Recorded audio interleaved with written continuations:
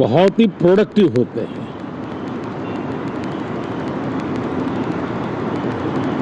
और दोनों को प्रोडक्टिव होते हैं तो देश का कल्याण होता है, जीव मात्र का कल्याण होता है। और इसलिए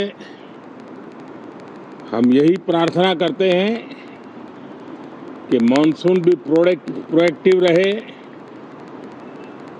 मॉनसून सत्र भी प्रोडक्टिव रहे। साथियों, पिछले एक महीने में देश ने अनेक सिद्धियां प्राप्त की है और देशवासी गर्व से भर जाएं, इस प्रकार की सिद्धियों का सिलसिला चला है। एक प्रकार से भारत के लिए गर्व के पल रहे हैं। पिछले वर्ष मॉनसून सत्र के ठीक पहले भारतीय नागरिक इंटरनेशनल स्पेस स्टेशन पर पहुंचा था और कल ही परसों भारत का एक युवा स्टार्टअप, उसने बहुत बड़ी सिद्धि प्राप्त की है। विश्व के कम ही देश हैं जहां इस प्रकार से प्राइवेट साहस हुए हैं और भारत के युवाओं ने अंतरिक्ष में नई उड़ान भरी है। बहुत बड़ी सफलता है। और ये जो स्काईरूट स्टार्टअप है, उसमें जो नौजवान काम कर रहे हैं, मुझे बताया गया उनकी पूरी टीम की जो एवरेज एज है वो सिर्फ 28 साल है। ऐसे नौजवानों ने ये काम करके दिखाया है। मैं किसी 56 साल के नौजवान की बात नहीं कर रहा हूं, मैं देश के ये स्टार्टअप ने 28 के एवरेज वाले नौजवानों ने अंतरिक्ष में भारत का झंडा गाड़ दिया है। उनको तो बधाई है ही है, लेकिन ऐसी बातें जो हैं जो भारत को आत्मविश्वास से भर देती है।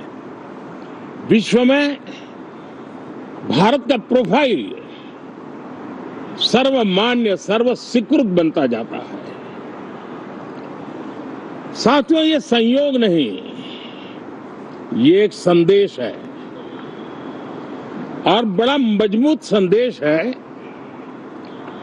कि हमारे देश के युवाओं की क्षमता और उनकी आकांक्षा अंतरिक्ष जितनी असीम है, इससे बड़ा संदेश देश के लिए कोई और प्रेरणा नहीं दे सकता है। साथियों, जो रिफॉर्म एक्सप्रेस पर सवार होकर के आज देश चल पड़ा है, उसी का नतीजा है कि भारत के नौजवान इतना बड़ा साहस कर पाते हैं और सफल भी हो रहे हैं। साथियों, पिछले दिनों राजस्थान में बहुत बड़ी ऑयल रिफाइनरी देश को समर्पित की गई। पिछले कुछ सप्ताह पहले एक सेमीकंडक्टर प्लांट यानी तीसरा देश को समर्पित किया गया। अभी कुछ दिन पहले ग्रीन हाइड्रोजन से चलने वाली ट्रेन, और विश्व में बहुत कम देश ऐसे हैं कि जिनके पास ये सुविधा है, लेकिन भारत ने जो हाइड्रोजन ट्रेन देशवासियों को समर्पित की है, वो सबसे ताकतवर इंजन वाली है और सबसे लंबी है।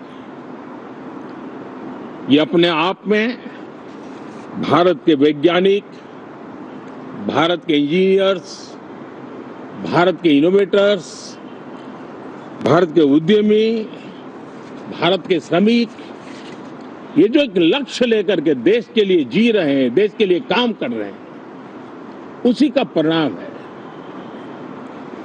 साथियों, हम भली भांति जानते हैं और पूरी दुनिया चिंतित भी है, लगातार कहीं न कहीं युद्ध की स्थितियां बनती रही है। पश्चिम एशिया के युद्ध के कारण भारत जैसे देश जो एनर्जी के लिए औरों पर डिपेंडेंट है, उनके लिए ये पश्चिम एशिया का युद्ध एक बहुत ही बड़ा संकट का कारण रहा। Petrol, diesel, LPG, fertiliser, chemicals, हर विषय में अनेक बाधाएं, अनेक संकट आए। उसके बावजूद भी भारत 7.7% के ग्रोथ से दुनिया की मेजर इकोनॉमी में सबसे तेज गति से आगे बढ़ने वाला देश बन के रहा। ये भारत के सामर्थ्य का परिचायक है। भारत किस प्रकार से उत्साह और उमंग के साथ नई ऊंचाइयों को पार करना चाहता है, उसकी इसमें एक झलक है। और ऐसे में जब ये मॉनसून सत्र आरंभ हो रहा है, देश ने स्पीड पकड़ ली है और संसद का स्पिरिट उस स्पीड में नई ऊर्जा भर सकता है। सकारात्मक स्पिरिट राष्ट्र के लक्ष्यों को प्राप्त करने के लिए बहुत आवश्यक होता है। हमारे सदन में बहुत अनुभवी सांसद भी है, दल उनका कोई भी हो, लेकिन उनके पास एक लंबा अनुभव है। ऐसे समय में उनके अनुभव की, उनके ज्ञान की संसद को भी जरूरत है, देश को भी जरूरत है।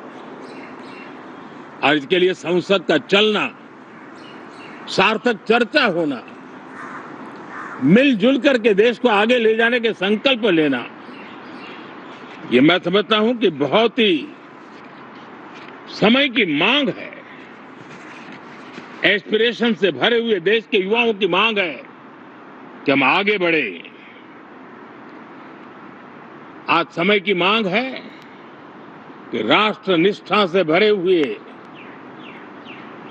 राष्ट्र भक्ति के लिए जी रहे आवाज को सदन में उचित मंच मिलता रहे, वे अपनी आवाज को बुलंद करे, देश को दिशा दे। और इसलिए मैं आशा करता हूं और मुझे पक्का विश्वास है, जहां तथ्य होते हैं, जहां तर्क होते हैं, वहां तूफान के लिए जगह नहीं होती है। अगर तर्क मजबूत है, तथ्य मजबूत है, तो शांत चित्त से भी अपनी आवाज को बुलंद बनाया जा सकता है। मैं आशा करता हूं तर्क और तथ्य के साथ सदन की चर्चा को समृद्ध किया जाए, हर आवाज को अवसर मिले, हर विचार को सम्मान मिले। ये संसद की हमारी भूमिका है। मैं सभी सांसदों से बढ़ चढ़ करके इस सदन में हिस्सा लेने के लिए निमंत्रित करता हूं। आज सुबह स्पीकर महोदय जी ने भी सोशल मीडिया के माध्यम से देश के सांसदों का स्वागत करने के अपने भाव को व्यक्त किया है। मैं भी उसमें अपना स्वर मिलाता हूं। आप सबका बहुत बहुत धन्यवाद। नमस्कार।